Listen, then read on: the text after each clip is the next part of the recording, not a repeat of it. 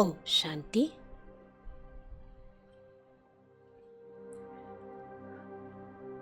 பிராமண குழந்தைகளாகிய எல்லாருக்குமே அஸ்ரீரி நிலையினுடைய அனுபவம் செய்ய வேண்டும் என்ற விருப்பம் இருக்கின்றது. அஸ்ரீரி ஆகணும்னு ஆசைப்படுறோம். ஆனால் அஸ்ரீரி நிலையில் நம்மால் இருக்க முடியல. அஸ்ரீரி பயிற்சியினுடைய அனுபவம் எப்படி செய்கிறது அப்படின்ற கேள்வி நிறைய பேருக்கு இருக்குது. நம்ம வரும்போது அஸ்ரீரியாக தான் வந்தோம். ஆத்மா போகும்போதும் அஸ்ரீரி ஆகி தான் போக போகுது. அப்புறமும் நம்மால் அந்த அஸ்ரீரி நிலையில் ஏன் நிலைச்சிருக்க முடியல? என்ன காரணம்? என்ன காரணம்? ஏன் நம்மால் அந்த அஸ்ரீரி நிலையினுடைய அனுபவம் செய்ய முடியல? யோகாவில் உட்கார்ந்தா அஸ்ரீரி ஆக வேண்டும் இல்லையா? இப்போ காரணம்னு பார்க்கும்போது 84 பிறவிகளாக ஆத்மா இந்த சரீரம் என்ற ஆடையை எடுத்து எடுத்து தன்னை சரீரம் என்றே நினைக்க ஆரம்பித்து விட்டது. நான் ஆத்மான்றதையே மறந்து போயிட்டது. ஸ்வரூபமாயிட்டது. தேகத்தினுடைய ஸ்வரூபமாயிட்டு தன்னுடைய உண்மையான ஸ்வரூபத்தை ஆத்மா மறந்து போய்விட்டது. அப்போ தேக அபிமானத்தின் காரணத்தினால நம்ம அந்த அஸ்ரீரி நிலையில் நிலைச்சிருக்க முடியல. இப்போ அஸ்ரீரி பயிற்சி நம்ம செய்ய விரும்புகிறோம். உட்கார்ந்த உடனே அடையணும்னு விரும்புகிறோம். சங்கம யுகத்தில் பாபா நமக்கு ஞானம் சொல்கிறார்.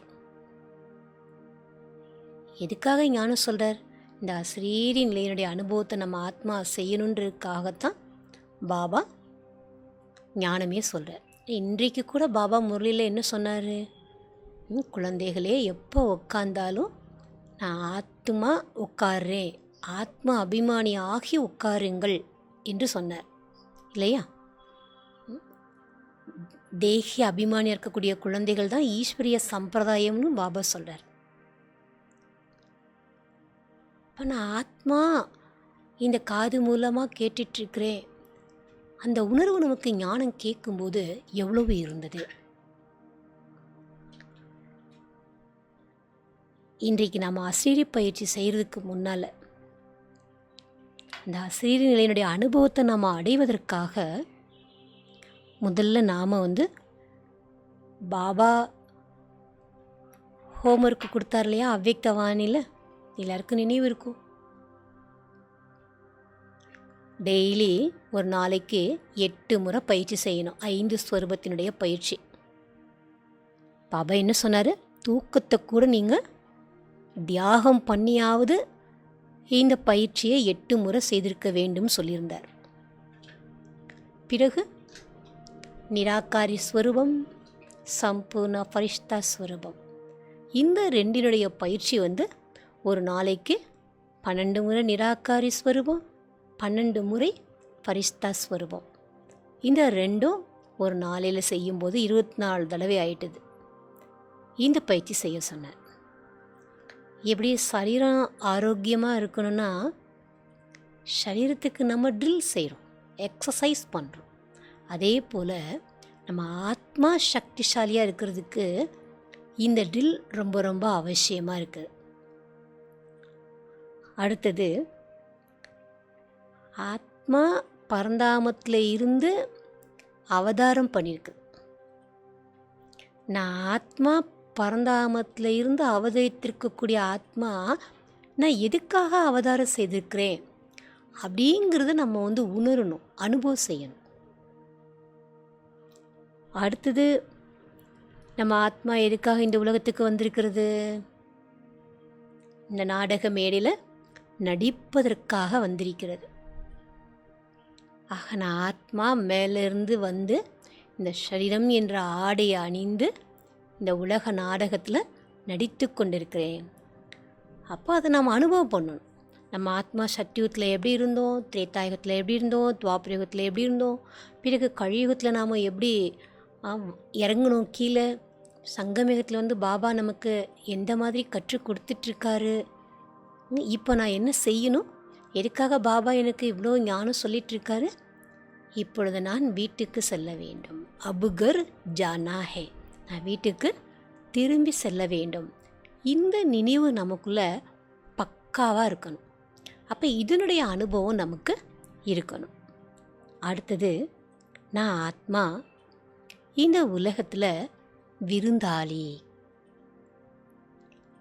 அல்லது நான் ஒரு வழிப்போக்கன். இப்படி நம்ம மவுண்ட் ஆப் போவோம். மவுண்ட் ஆப்புக்கு போகிறப்போ அகமதாபாத்தில் இருந்து பாபா வீட்டுக்கு அப்ரோடுக்கு போகணுன்னா அடுத்த ட்ரெயின் வர்ற வரைக்கும் பிளாட்ஃபார்மில் நம்ம வெயிட் பண்ணணும். அப்போ பிளாட்ஃபார்மில் நம்ம வெயிட் பண்ண மாட்டோம். எங்கே போவோம்? Waiting room. அந்த வெயிட்டிங் ரூமில் போய் நாம் வெயிட் பண்ணிகிட்ருப்போம்.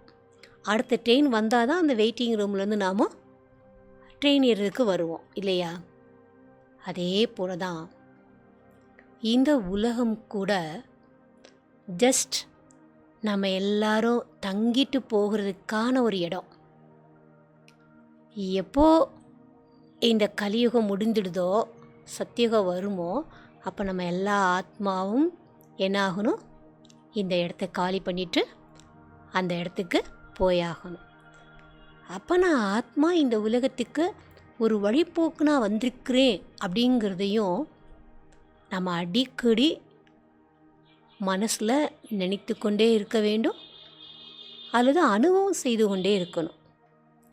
அடுத்தது, அடிக்கடி நாம் வந்து நினைக்க வேண்டும், நான் ஆத்மா சுயராஜ்ய அதிகாரியாக இருக்கிறேன். எதுக்காக சுயராஜ்ய அதிகாரியாக இருக்கிறேன்னு நம்ம நினைக்கணும்? ஏன்னா இந்த இந்திரியங்களுடைய ரசனை வந்து ஆத்மா அபிமானியாக நம்ம ஆக விடாது. இந்த இந்திரியங்களுடைய ரசனையிலேருந்து நம்ம விடுபட வேண்டும் என்றால், நான் ஆத்மா சுயராஜ்ய அதிகாரி என்ற அந்த அனுபவத்தை நம்ம செய்யும்போது நம்மளால் அந்த அசரீரி நிலையை அனுபவம் பண்ணுறது ஈஸியாக இருக்கும்.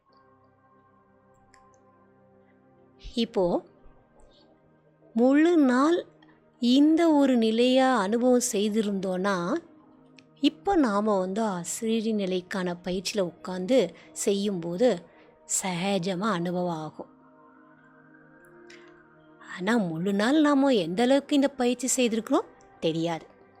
ஆகையினால் இப்பொழுது நாம் இந்த ஒரு பயிற்சி ஒவ்வொரு சுமான நிலையும் ஒரு 10 நிமிஷம் இருந்துட்டு அல்லது 5 நிமிடங்கள் இருந்துவிட்டு பிறகு நாம் அந்த அசரீரி நிலையினுடைய அனுபவம் செய்யலாம். நான் ஒவ்வொன்றா நான் சொல்லிகிட்டே இருப்பேன். நான் சொல்ல சொல்ல அந்த ஸ்தித்தியில் நீங்கள் நிலைத்து விட வேண்டும். ஓம் சாந்தி.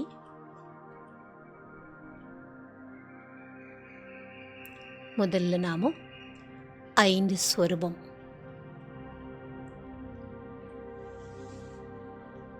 ட்ரில் செய்யலாம்.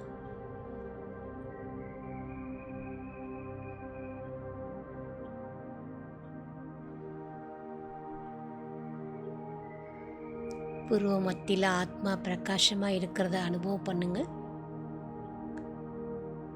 பரந்தாமத்துக்கு பறந்து செல்லுங்க. உங்களுடைய மற்ற வீண் எண்ணங்களை எல்லாம் நிறுத்திட்டு 2 நிமிஷத்துக்கு பரந்தாமத்தில் சிவ பாபாவுக்கு பக்கத்தில் போய் உட்காந்து நான் அசரீரி ஆத்மா என்ற அனுபவம் செய்யுங்கள்.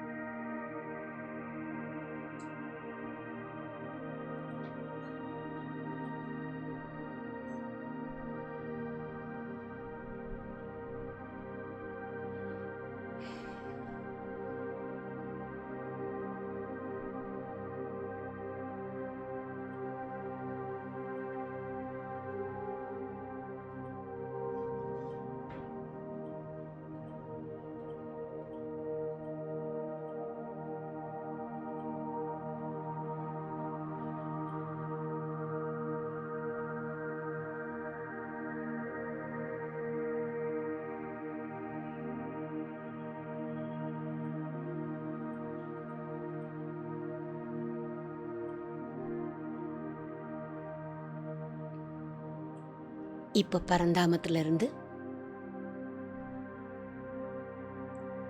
சூட்சமதனத்துக்கு இறங்கி வாருங்கள்.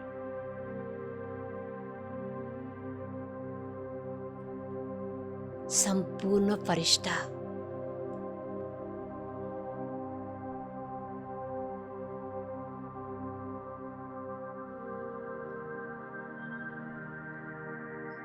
வைரத்தை போல் ஜொலிக்கக்கூடிய பிரகாசமான ஆடையை அணிந்து பாப் தாதாவுக்கு முன்னால அமருங்கள். பாப் தாதாவிடமிருந்து சக்திகளினுடைய கிரணங்கள், அனைத்து குணங்களின் கிரணங்கள் தனக்குள் நிறைவதை அனுபவம் செய்யுங்கள்.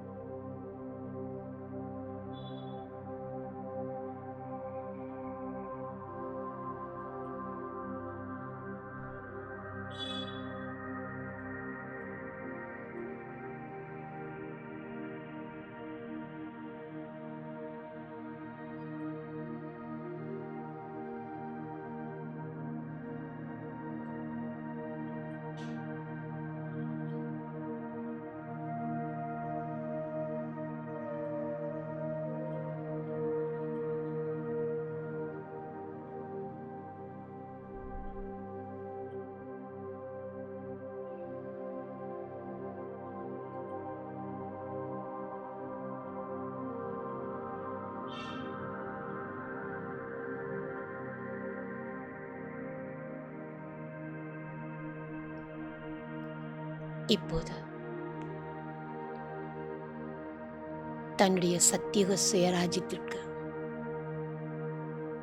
இறங்கி வாருங்கள். சத்தோ பிரதானமான உலகத்தில்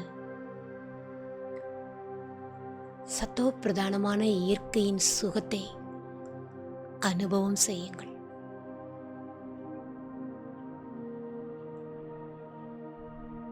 தன் முன்னால் சத்தியுகத்தின் காட்சியை தெளிவாக பாருங்கள். இரட்டை கிரீடம் அணிந்து ராதா கிருஷ்ணரோடு நீங்கள் விளையாடுவதாக அனுபவம் செய்யலாம். பழங்கள் சாப்பிடுவதாக அனுபவம் செய்யலாம்.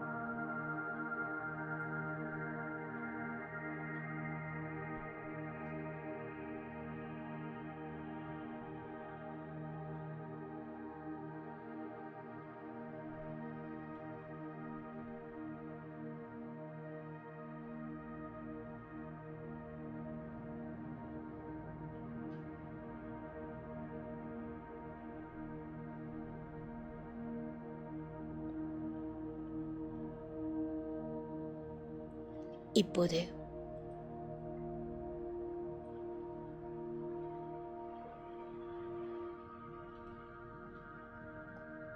பூஜைக்குரிய ஸ்வரூபம்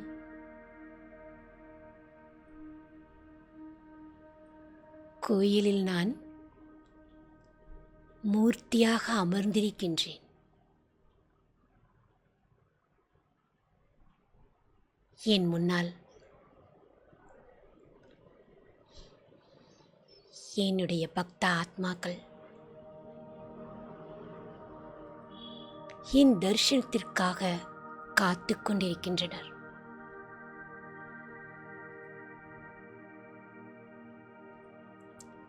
அவர்களுடைய உள்ளத்தின் கூக்குரலை கேட்கின்றேன்.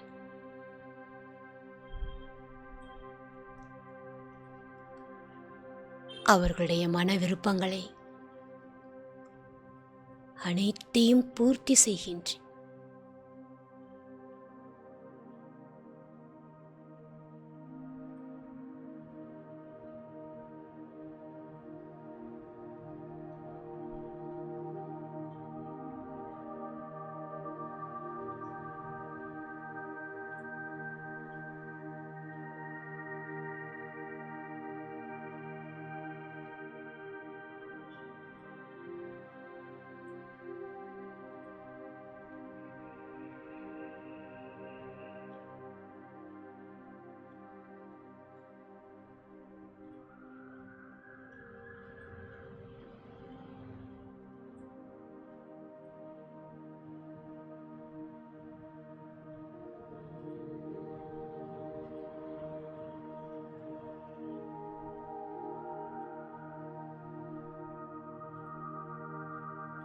நான் சங்கமயுக பிராமண ஆத்மா.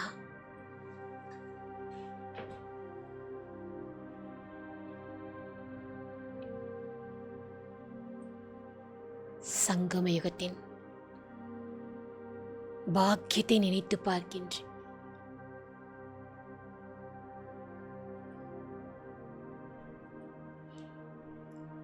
சுயம் பகவானே எனக்கு அப்பா, டீச்சர், சத்குருவாக இருப்பதை அனுபவம் செய்கின்றேன்.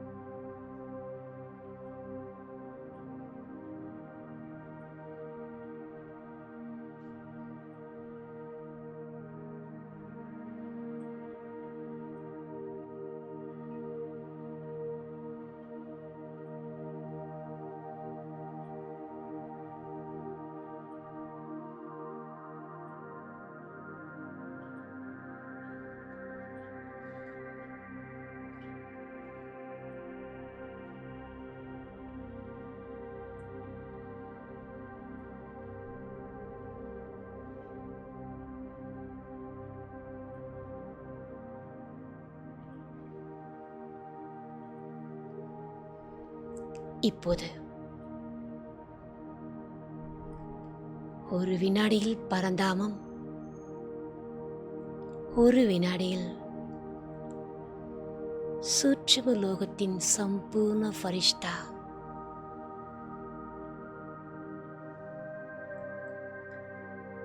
இந்த ட்ரில்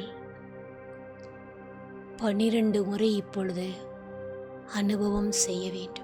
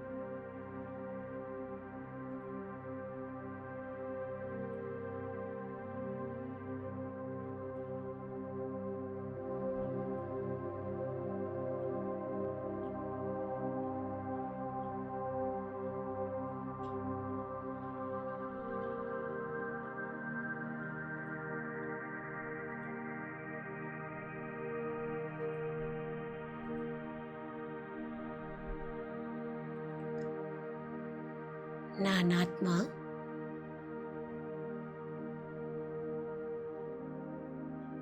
பிரகாசிக்கக்கூடிய மணியாக இருக்கின்றேன்.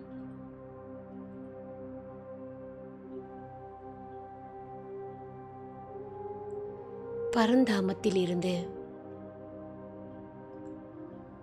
இந்த உலகத்திற்கு நான் அவதாரம் செய்திருக்கின்றேன். உலக நன்மை செய்வதற்காக.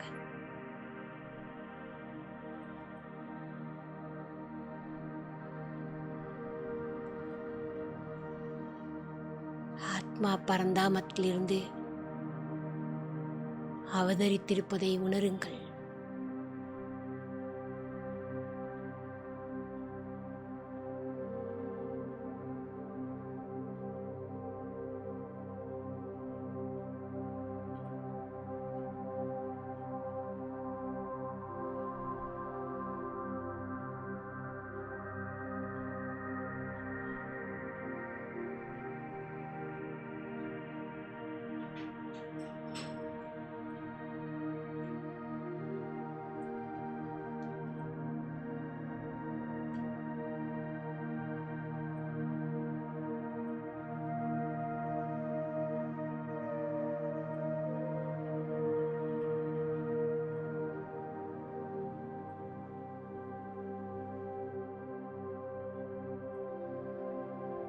நான் ஆத்மா பரந்தாமத்தில் இருந்து இந்த உலகம் என்ற நாடக மேடையில் நடிப்பதற்காக வந்திருக்கின்றேன்.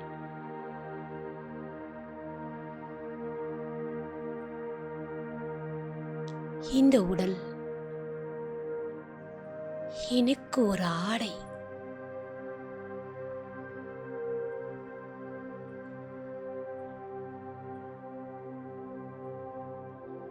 ஐயாயிரம் ஆண்டுகளில்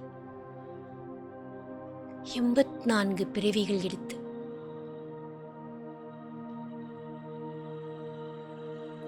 இப்பொழுது என்னுடைய கடைசி பிறவிக்கு வந்திருக்கின்றேன்.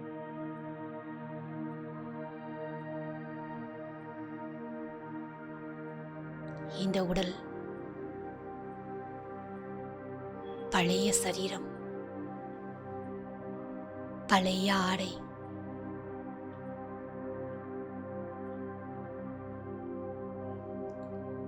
அழியக்கூடிய இந்த உடலை விட்டுவிட்டு என் சொந்த வீட்டிற்கு வாபஸ் திரும்பிச் செல்ல வேண்டும்.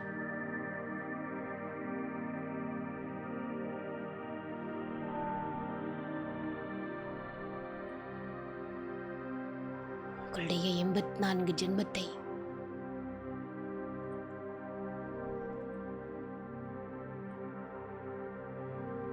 நினைத்து பாருங்கள்.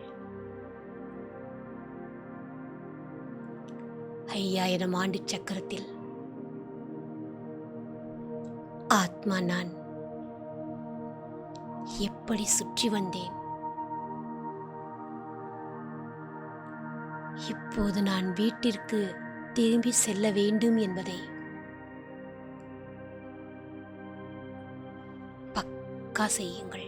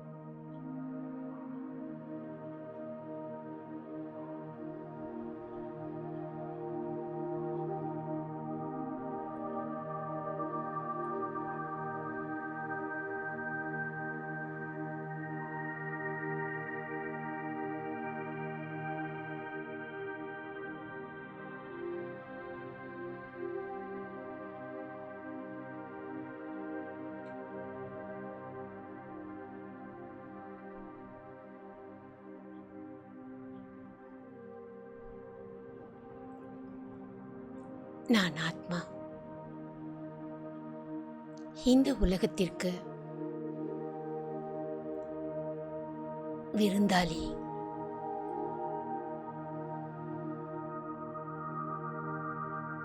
வழிப்போக்கனாகவும் இருக்கின்றேன்.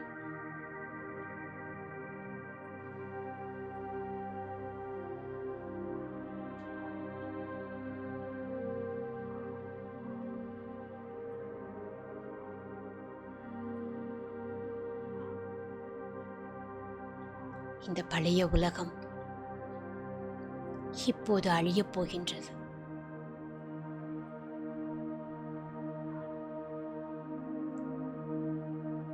புது உலகம் ஸ்தாபனை ஆகிக் கொண்டிருக்கின்றது.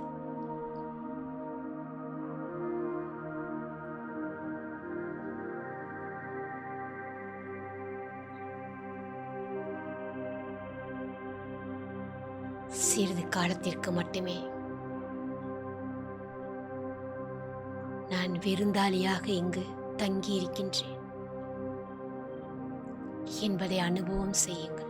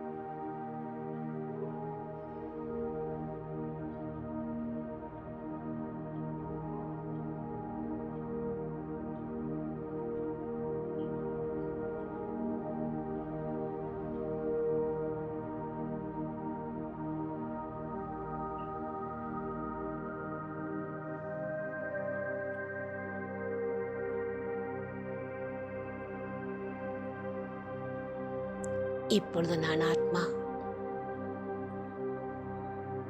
என் நெற்றியில்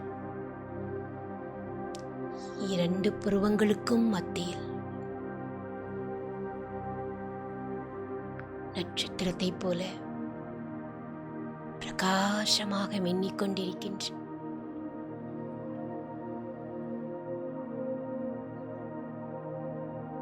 இந்த உடல் வேறு, நான் ஆத்மா வேறு.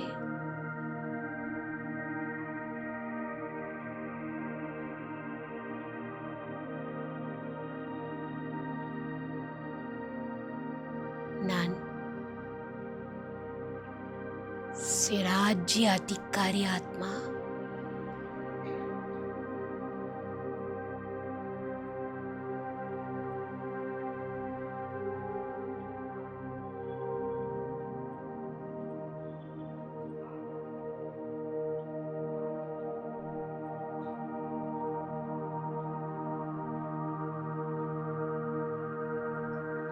என்னுடைய மனம் புத்திக்கு கட்டளையிடுகின்றேன்.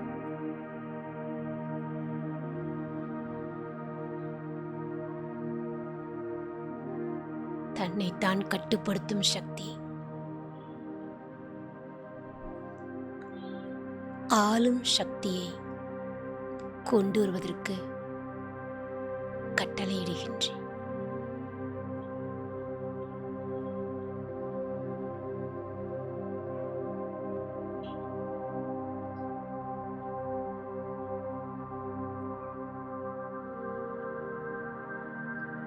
நான் ஆத்மா ராஜா சொல்வதை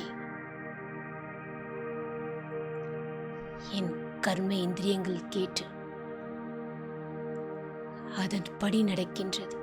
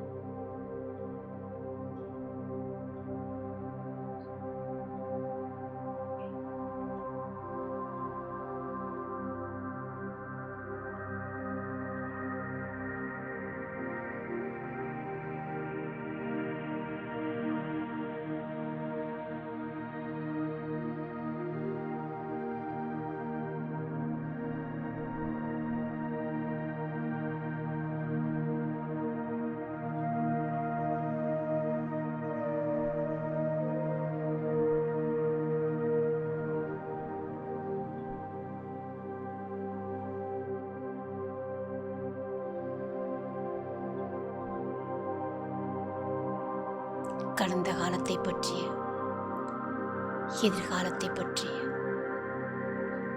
எந்த விதமான எண்ணங்களும் இப்பொழுது எனக்குள் இல்லை.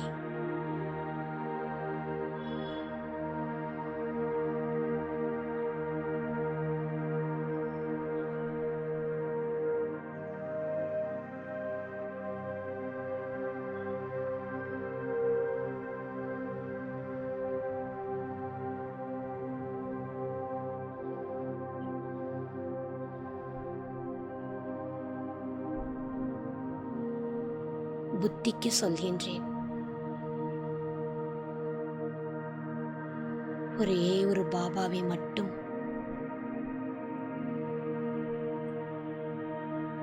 ஒரே சீரான நிலையில் பார்த்து கொண்டிருப்பதற்கு கட்டளையிடுகின்றேன்.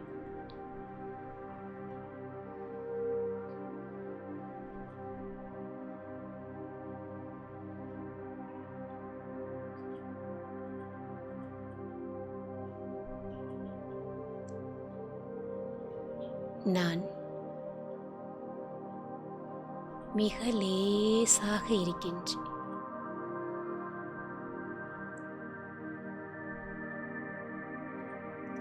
ஆத்மா நான் 2 புருவங்களுக்கும் மத்தியில் நட்சத்திரத்தைப் போல ஜொலித்துக் கொண்டிருக்கின்றேன்.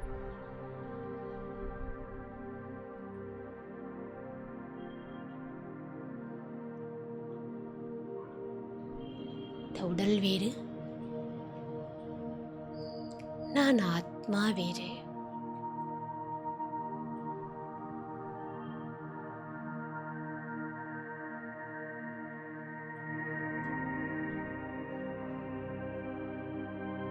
சரீரத்திலிருந்து தனிப்பட்ட ஆத்மாவாக தன்னை பாருங்கள்.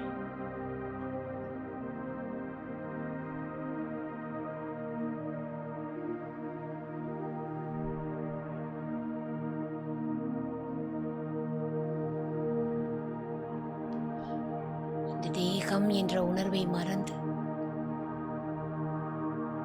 கொஞ்சம் கொஞ்சமாக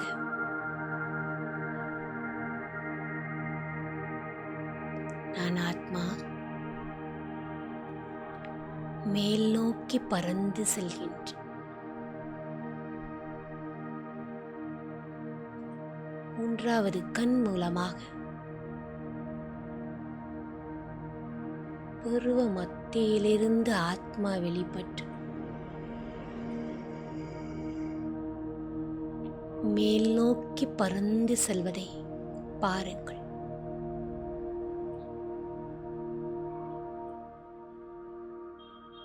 பறவையைப் போல நான் ஆத்மா பறந்து செல்கின்றேன்.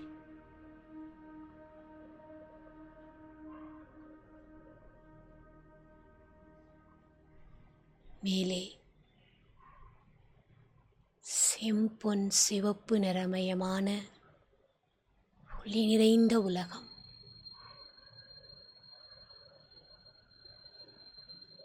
என் ஆத்மாவிற்கு சொந்தமான வீடு.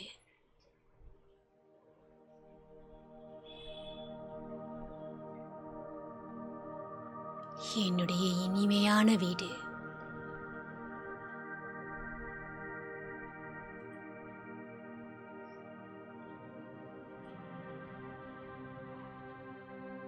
என்னுடைய சொந்த வீட்டிற்குள்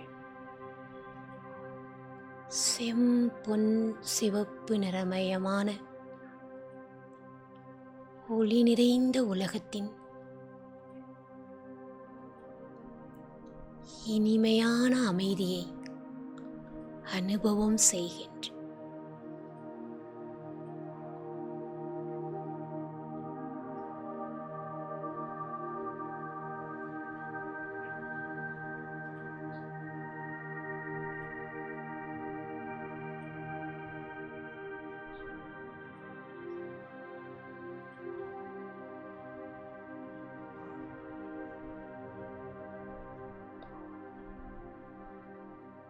நான் ஆத்மா.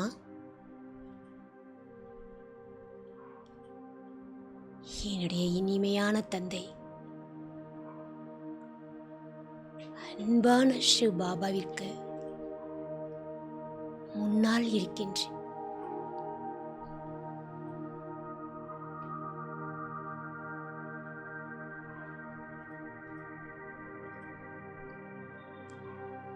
ஞான சூரியனாக சிவ் பாபா மிக பிரகாசமாக இருக்கின்ற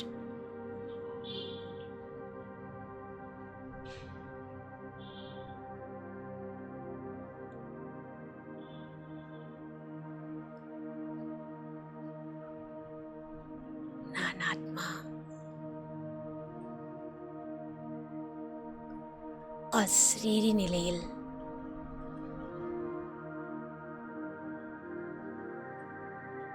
பாபாவினுடைய சக்திகளை அனுபவம் செய்கின்ற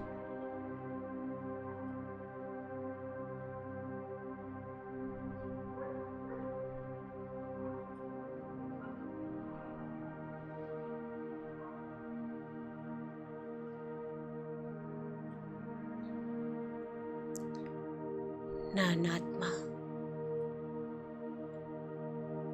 அசரீரி நிலையில் இருக்கின்றேன்.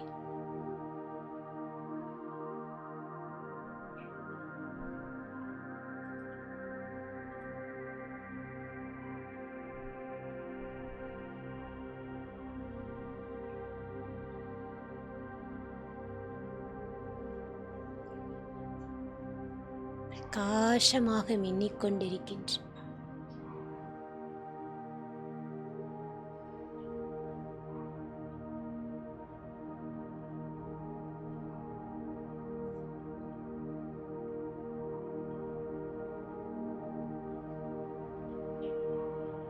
என்னுடைய ஆதி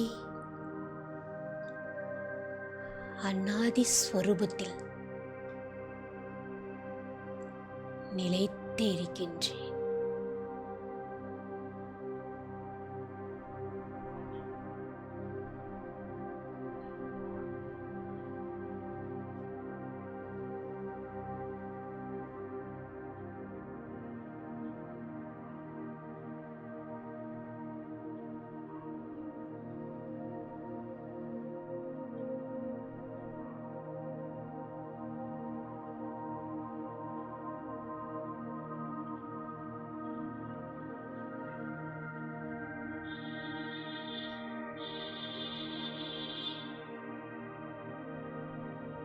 அனைத்து தெய்வீக குணங்களும்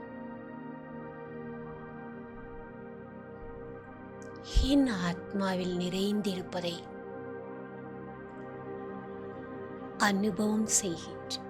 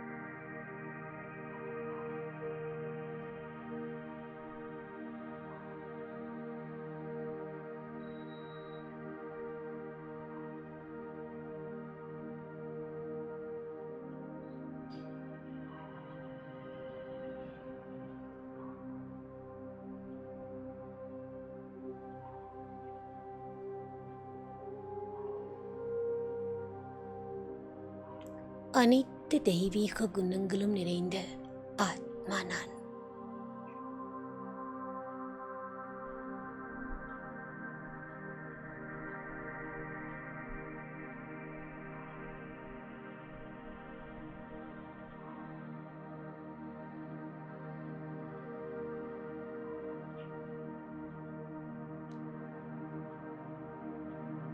என்னுடைய பழைய சன்ஸ்கார்,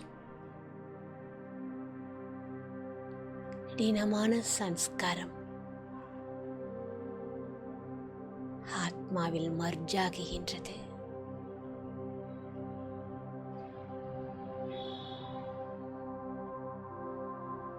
ஆத்மாவிற்குள் மறைந்து போகின்றது.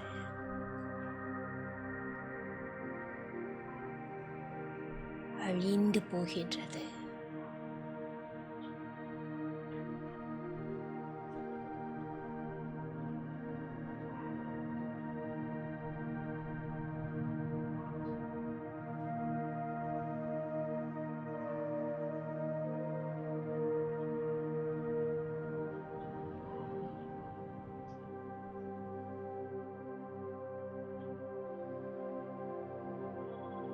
நான் பாபாவுக்கு சமமாக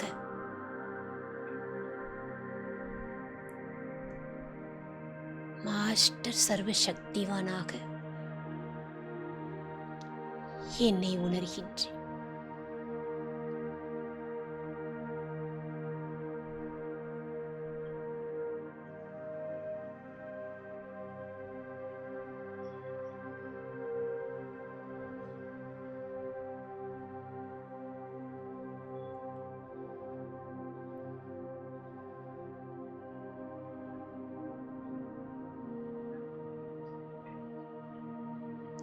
இந்த அசரீரி நிலையில் சிவ பாபாவுக்கு சமமாக விஸ்வ கல்யாணக்காரியாகி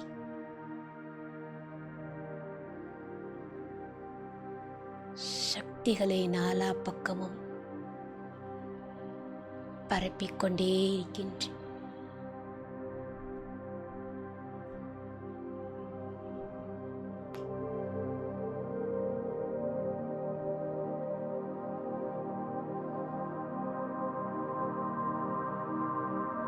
மேலிருந்து கீழே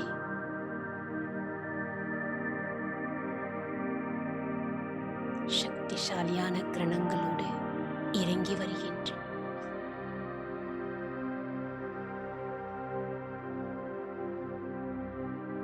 நான் இந்த சரீரத்திலிருந்து தனிப்பட்ட ஆத்மா என்பதை அனுபவம் செய்கின்றேன்.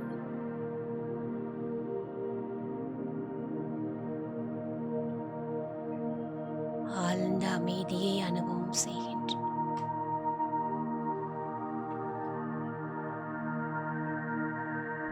ஓம் சாந்தி.